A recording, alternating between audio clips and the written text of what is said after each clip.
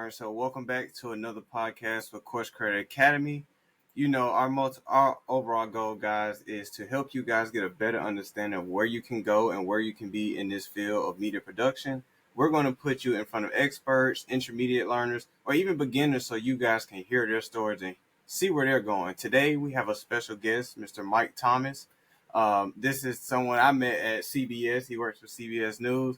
It was actually a crazy experience. He actually walked up to me because I was over there just playing around with my camera while my friend Cody here was doing the pop-up photo thing with my jig. And it was just a great experience. It was like a breath of fresh air to see someone come up to me while I'm in my own element and just understand the craft at a high level. So, Mr. Mike, can you please share your journey and tell us what got you started? Hey, well, thanks for having me, guys. I appreciate it. And so I have been doing television since 1987, actually 86 when I was still finishing up college. But so that's close to 40 years. And I've been in the newsroom. I've been a director, editor, everything technical, basically. Never an in front of the camera type person. So I got my start and right before college. I knew in high school that I wanted to do this because we had an AV department that really got me going.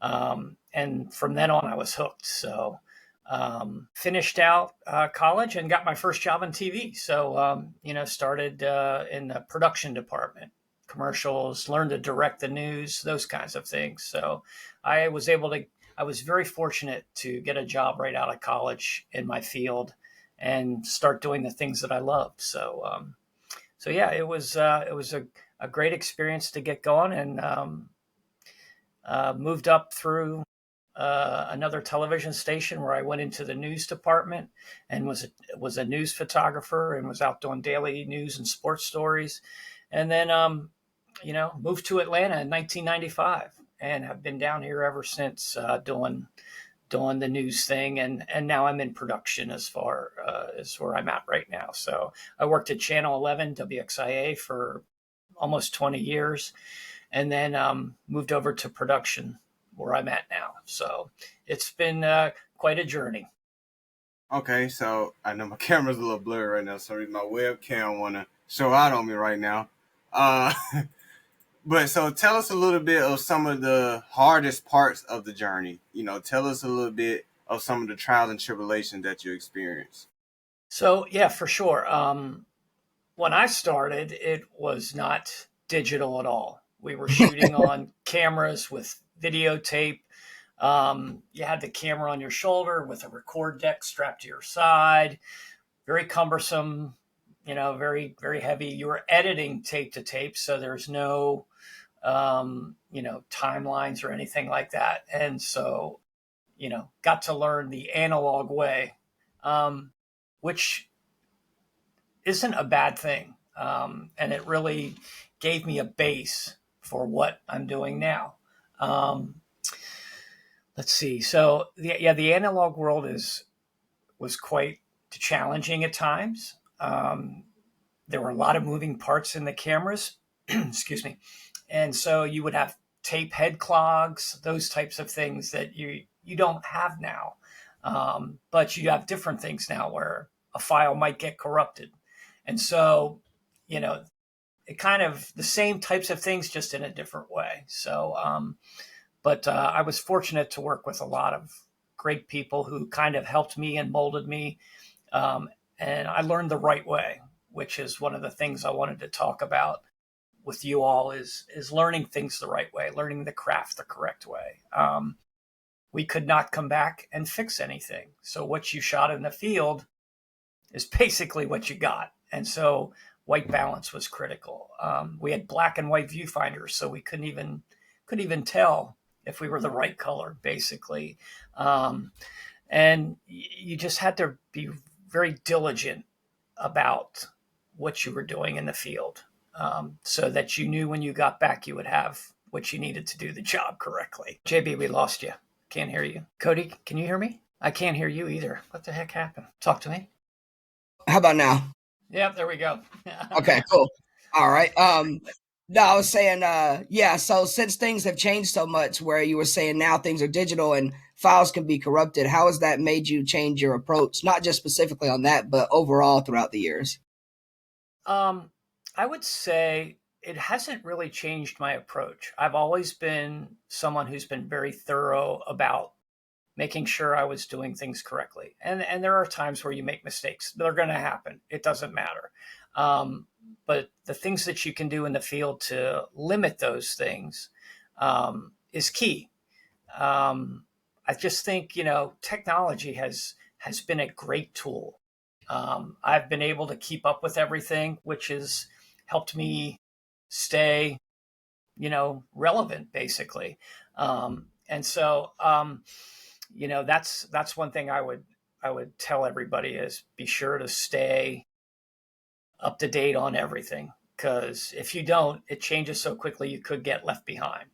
And so that was one thing that I really concentrated on, was trying to stay relevant and learning all of the new things that are coming out. So yeah, I love the digital world, but it hasn't changed me as the way that I still do the job.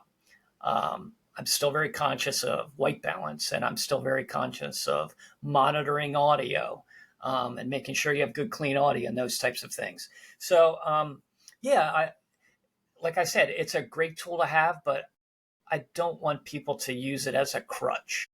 Um, and it happens. I mean, mistakes happen. I've had a white balance that's been off, but it's nice to be able to go in and fine tune it and everything like that. So, but I don't want, and we've talked about this. I don't want people to get lazy, and it's a terrible word to use, but it's the only word I can think of where it's like you're not thinking about you know white balance and getting the correct aperture and monitoring your audio and those types of things. And I think that technology, while a great thing, it's it may be a little, it may make people a little bit not worry too much about the actual craft of being a good shooter and being, and even into the edit. It's so easy to do things now. I think I told you guys when I had to make a dissolve back in the tape world, I'd have to edit on one tape all my A roll, and then my B roll was on another tape, and we That's put the crazy. two put the two tapes in two machines and sync them up, and then you'd sit at a switcher, and whenever your first frame of video came up, you would actually run the switcher and do the dissolve that way. Now it's like I can add 20 dissolves in one shot if I wanted to. Or even you So can have a AI platform come in and make a video in 2 seconds. Yep. right, yeah, No, and but you're right. As much as everything has changed, it's kind of all stayed the same, because I used to be in elementary school, part of a AV program where I did the morning news, and I was the actual switcher guy, and I would just be over there and tip, tip. And yep. it's literally basically the same thing now, but instead of that, which I'm sure some of the boards still have it, but we're just pressing buttons. Yeah, absolutely. And it's funny you mentioned that in when I was in high school. So this would have been like 1981, 82, and 83. So my junior year, they had an AV department. Nothing like what y'all have now. Like some of these high schools have better studios than TV TV Right. stations, to be honest. But I got involved in that, and we had the same kind of thing. Morning announcements was over a closed caption thing. And my junior year, the instructor knew the program director at a local TV station in town, and he called him up. He goes, "Do you have anybody that could run a studio camera for our newscast at 6 o'clock?" And the teacher gave him my name, and so I went out as a junior in high school to this small television station and ended Wow. up running studio cameras, and they were the big studio cameras. And you know I learned, that's what I did for the 6 and the 11 for my junior and senior year. And that's when I knew that this is what I wanted to do, because then I was in the newsroom and I saw what the other people were doing, and I was like, oh, that looks kind of cool. So I was very, like I said, very fortunate that that happened for me. and then was just able to learn from some really great people. I mean, and that's what, one of the things I would stress is you have to be willing to be open to learn, because there's a lot out there. There's a lot out there to learn. As- Even as- I'm learning still, and I've been doing this a long time, and that's a good thing. Yeah, no, I no, actually just told a buddy the other day, I said, the day that I stop learning, that'll feel like my death day, because I feel like my brain is now turned off. Exactly. That is a very true statement. I I want to keep doing this as long as I can. I told you guys I'm, 60 years old. So I'm still physically able to do the job. And Hmm. as long as I am physically able to do the job, I'm going to keep doing it. And that's not a terrible thing. It means I love what I do. I've told people in the past, and we had our conversation before, that when you get into this business, especially the news business, it's not a career. It becomes a lifestyle. You have to be willing to work 24/7, and that's hard, especially if you're young and you have a family. I missed a lot of my kids growing up working in news, yeah. and that's a sacrifice you make. But I was still involved with them. It's just you have to navigate that, and it's hard sometimes. Yeah. So let's talk a little bit more about learning, because I heard you say something about learning. So what's a key lesson you've learned that others could actually benefit from? I would say the key lesson for me learning was moving to the digital world, moving to the nonlinear edit platform. Um, and when that was coming around, I used to argue with. I was pretty fast as a nonlinear, or as a linear editor, tape to tape. And, for me to take all the footage, import it into a computer, all of that was time consuming, obviously. And I would argue about, like, I still feel like I can do this much quicker than you. And I was a little hesitant about learning that world, but I had to, because that's where it was going. Um, and when I got training and everything, and I played with it and studied it and worked with it, I was like, okay, yeah, this is pretty cool. It's very cool. It's kind of, when your timeline is laid out, it's almost like when you did film. Like, the film would be laid out and you cut and splice film, and you're basically doing the same thing in that timeline. So that was kind of cool to see that, the way that came about. But I would say that learning that was a big step for me. Um, and I embraced it. I didn't really have a choice, I guess, because, you know, that's where it was going. Yeah. And if I wanted to keep doing what I was doing, I had to do it. And so, and now I look back and go, man, what a great tool. It's just so much, it makes your job so much easier. It really So does. so would you say it fully changed your approach? I don't think it changed my approach as far as shooting. I was still going to shoot the same way I shot all the time. Um, but I would say where it helped me was having the access to be able to do special things within that project. So, whereas if I was thinking about, even just doing a simple dissolve, and back in the old world where I had to sync up tapes, and sometimes they would be out of sync and you'd have to go back and cue them up, and it would take 3, 4 tries to get the dissolve right when you were doing it that way. Exactly. Where God. now, I just go and go, oh, I want this to be a 3-second dissolve. Like, if Exactly. I wanted to do a 3-second dissolve in that tape world, I would have to make sure I had enough pre-roll of the shot that I wanted to allow Mm. me to make that dissolve, or you get a flash frame, a black flash frame, and you'd be like, oh, gotta go do it again. Whereas this world, um, but I still, it hasn't changed the way I shoot. Shooting is shooting, and editing is editing. You're telling a story, but this world, definitely, the nonlinear world has definitely made it a lot easier, for sure, to have access to be able to make your video black and white if you were doing a scene, adding Yeah. a vignette, adding the effects. The effects world in that world is way simpler. So you can think about, when you're out shooting, you're like, oh, I'm going to probably make this black and white, so maybe I'll close the aperture a little bit more or something like that. Exactly. Exactly. Or I'm thinking of maybe blurring this, or I'll just blur it in the camera when I shoot it. And if I decide that I don't have to blur it, and I get back and I'm like, oh, I should have blurred it, I can do it very easily in this world now. So it's yeah, I don't think it's changed me too much So as far as that yeah, goes. yeah, exactly. So let's talk about this conversation when it comes to learning film, learning how to shoot on a basic level as well. But so give you a deeper perspective.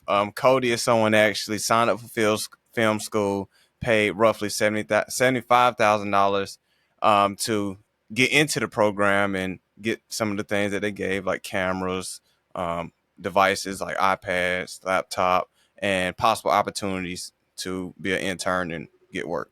And me myself, someone that's just ambitious, wanted to find another stream of income.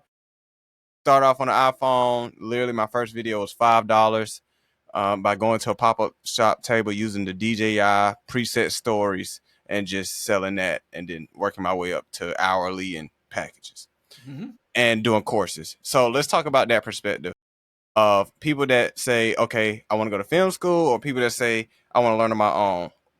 From your perspective, I'm not saying one is better than the other, but what is your perspective with that conversation? That's a great point, and I think this is where social media has changed the game, where people are very into shooting and doing things on their own, and it's just gone to a whole different level. Um, when I was getting started in this business, you basically had to go to school. It was the only way you're going to get in. Go to school. And even like there were 2-year technical colleges to do it. Exactly. I went to a 4-year school, and it was great. I mean, the school that I chose, and the reason I chose the school that I went to wasn't because it had a great reputation, and it allowed students to start right away. Like, I'm a very hands-on type learner. And so the quicker I got a camera in my hands or whatever, I was going to do better. And this school, it was a small state school. Shout out to Kutztown University in Pennsylvania. Pennsylvania. I would not be where I'm at without that schooling, Exactly. and then learning along the way from the mentors that I had as I worked up through the stations. But that school gave me the groundwork, and I Yeah. have probably 5 really good friends who we still stay in touch, and we're all doing this at a high level. Those guys are working for NFL Films. They're doing the high production stuff, and we all went to that school together. And Exactly. it speaks volumes to that way that we got set. So there are ways around it now. I mean, school isn't for everybody. It's but if you're willing to learn and find the right people to learn from, and I still think you can go Yeah, exactly. pretty far. It's just, how bad do you want it? And if you want Mm-hmm. it bad, enough, you're going to find a way to do it. Do you recommend for the ones that do want to go to a university to go to something like Georgia Film Academy, or should we go to something like University of Georgia to learn media? So that's where I think the difference is. I think if you want to be, and I don't know enough about film schools, Exactly. but I would say that a film school would be like where you're learning to work in film, where you're Exactly. working movies, even documentary work, things like that. If you want to learn journalism, working in a newsroom, then I would say a university like Georgia. And Georgia has a great program for journalism. But there's great journalism schools all over the country. But I would say if you're going to go that route, a school would be ideal, I think. If you want to learn film and those kinds of things, then yeah, maybe film school is your route, Exactly. because you're going to probably use different types of cameras, lens packages, and those things. Exactly. There's some There will be differences some there for sure. resources there. Yeah. Yeah, for sure, for sure. That is one of the things I will say about going into programs like that. You will have access to bigger equipment versus signing up for a course, and you have nothing but your own camera and your own mindset to just have this big dream to do what you got to do. So I think that is like the huge difference. So if you're someone that actually want to touch the equipment that year and see it, to believe it, you go to a university or something like that. But if you're someone that, don't really want to spend a lot of money, or you want to be conservative and you want to take your time with it, me personally, I say, go towards the courses and find a mentor or something like that.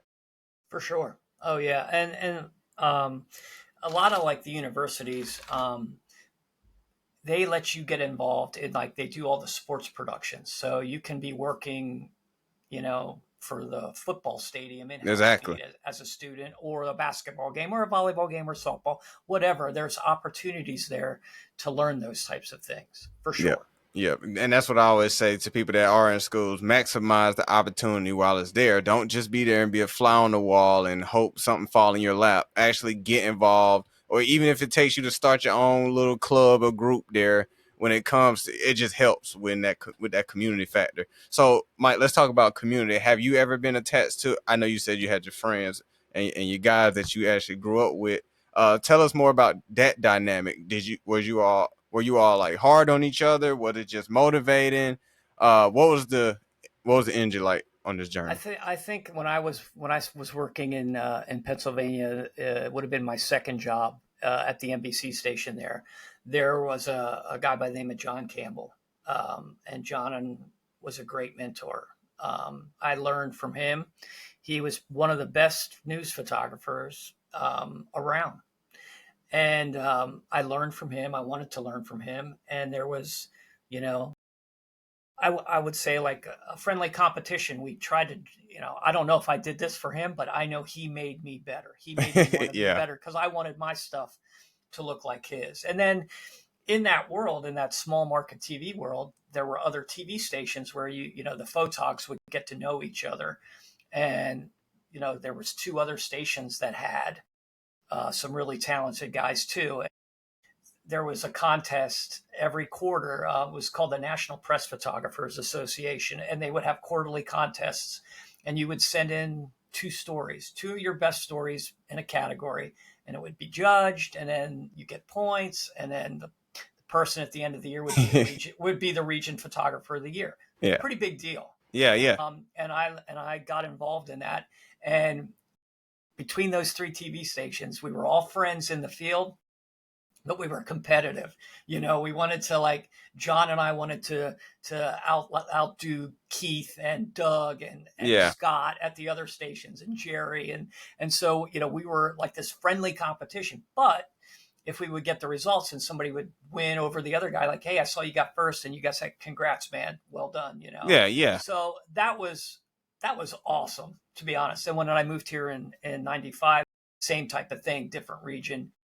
The station at Channel 11 had a tremendous photog department, and we pushed each other. I would say, we all wanted to learn. We were learning. We were pushing each other. Critique each other's stories. It was a great way to learn and to be motivated. Yeah, exactly. And so, that was one of the cool things about, at least my experience in this job, for sure. Yeah. I think always having that group of 3+ people always helps, especially when it's involved friendly competition and some type of, like, we're not sensitive when we are competing, but at the end we're willing to shake hands and hug, and then we go to the next thing. I love communities like that because it just makes you better, like you said.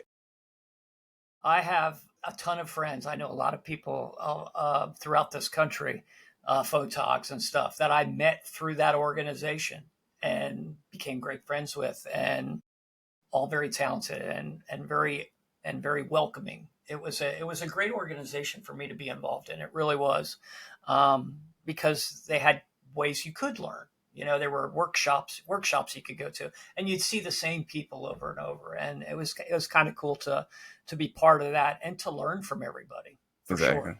Exactly. Okay, so what is some advice you would give someone at the stage you're at right now? If at the stage I'm at, to somebody who's young and wanting to get started. Yeah. What is some advice? Yeah. Obviously the big one is you could be willing to learn, because there's just so much to learn. Even if you think you got a handle on things, you know what you're doing, there's always something, there's always something that's going to pop up. I mean, I just remember, when, we were in this world, and, the next thing was, coloring. Do I want to shoot in 709? Exactly. And so I had to learn that. I was like, what's the best way to do this for me? And things like that. So you have to be willing to learn. And then even if you are just doing basic coloring, you can go in and learn advanced coloring. There's tutorials everywhere. I mean, I'll go to YouTube and type in something for Premiere, and I'll have a question about something, and I'll just watch. Everything is out there.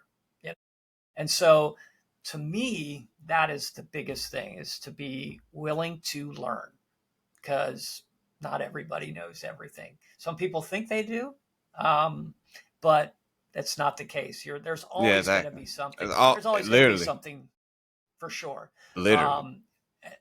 That's definitely the biggest piece of advice I could give somebody, was to be willing to learn. And the other thing is, I was fortunate enough to learn the craft of shooting. Cinematography. It wasn't called cinematography, but, just shooting. And that will help you in your edit. I always tell people a lot of times now, when you're out shooting, you make sure you get sequences and do different compositions. Have your really wide shot, have your lots of close-ups. I can't stress enough, lots of close-ups, because when you're editing, it gives you a place to go. You can get out of things. And so, I mean, I could talk hours about that, because, exactly. There have been times where, and shooting in 4K now, people are like, oh, well, just crop it in post, and to me, there's that lazy word, it's like, why would you do that? Don't do that, because if your focus is even off just a smidge, when you crop in, it's going to be a little blurry or, pixelated. So, I mean, that's, don't get away from doing things properly when you're out shooting. Excuse me. Yeah, it's very easy. Yeah, I'm sorry. It's going to be. I was just going to say, it's easy to do that and to get lost in. I'll fix it later. I can crop it in later. Whereas, that's me being the old guy saying, when I get back and I have all of this video, and it's just going to make my edit a lot easier. I mean, I've edited other people's stuff that doesn't give me enough B-roll, and it's frustrating, when you're trying to. It's very, very frustrating. Yeah, and you're like looking for, even just a sequence, wide, medium, tight. I can't stress that enough. And handheld is great, but the tripod's your best friend too. Yeah. You can, especially in my world, when I was in news, I could go out to a scene, be on the tripod. I could pop off 20 shots from the tripod before I even go off the shoulder, just looking around and seeing what's out there. So, there are a lot of great tools out there to use, and you should use them, because your video, some people go for that. Oh, I want this video to be shaky. And there's styles. Trust me. I've seen all kinds of styles, and that's fine. And that's fine for certain things, but you just have to know, when you're shooting, is this the style I want? So you have to think about how you want it to play out too. So before you go out, there's a thought process of what you're going to gather, what kind of content you're going to gather, and how you're going to structure it in the edit. But you also have to be willing to, be able to adjust, because when you get out there, it may not be exactly what you thought it was going to be. And now you're like, oh, okay, well, I can't do it that way. So now I have to think about it this way. Exactly. So there's always that, you have to always be thinking about possibilities and strategies to pull off what you want to. Yeah. Because definitely understanding the proper timing behind understanding these styles, because you don't want to come in doing all these crazy edits and effects on some, a regular corporate event or something like that. Right. You have to you also have to listen to what your client Yeah, wants. exactly. Mhm. You may think, you can have a great idea and throw it out there, and they'll be like, yeah, I'm not sure that's what we want. Yeah, And then you have to suck up your pride and exactly. go, the client is always right. And you have to be willing to do what they want. I mean, I've been in situations where I'll throw out, options, say, hey, what do we could do it this way, this way. And if they're not really into that, then that's totally fine. Give them what they want, make them happy, and you'll get called back, most likely. You know what I mean? I think that's a very important topic, because I know we're coming to an end here, but I definitely want to pinpoint that conversation about dropping your pride when it comes to clients. I think I actually that's because that was something I actually had to learn. I'm not gonna No, lie, because I some definitely had to learn that for I sure. think we all had a hint of that, to where we just had to go face ourselves in the mirror. It was like, client or no client. That's So Yep. right. Yep. Their happiness is all that matters in that moment. That's exactly right. You have to sometimes swallow your pride. You may think you have the greatest idea, and you can pull it off, and it's probably gonna look amazing. But if it's not what they want, then it yeah, doesn't matter. it doesn't matter. It doesn't matter. And you definitely want to be on good terms and be able to get a call back, to work in something. And that even just goes if you're just hired as a shooter, for a project. You could have all this great ideas and stuff, but if it's not what the DP wants, or what the client wants, then you just got to go, okay, cool. And then you just give them what they want. Yeah, even if You you have other opinions and it know, don't look as good. right. Yeah. I mean, and I'll still light it and shoot it the best way. Yeah, exactly. For Yeah, sure. yeah. You want to do it the proper way so it actually looks right. Correct. But that's definitely, sometimes you have to swallow your pride. Yeah, yeah. And that's They be like, okay. overexpose that thing. You like, whoa.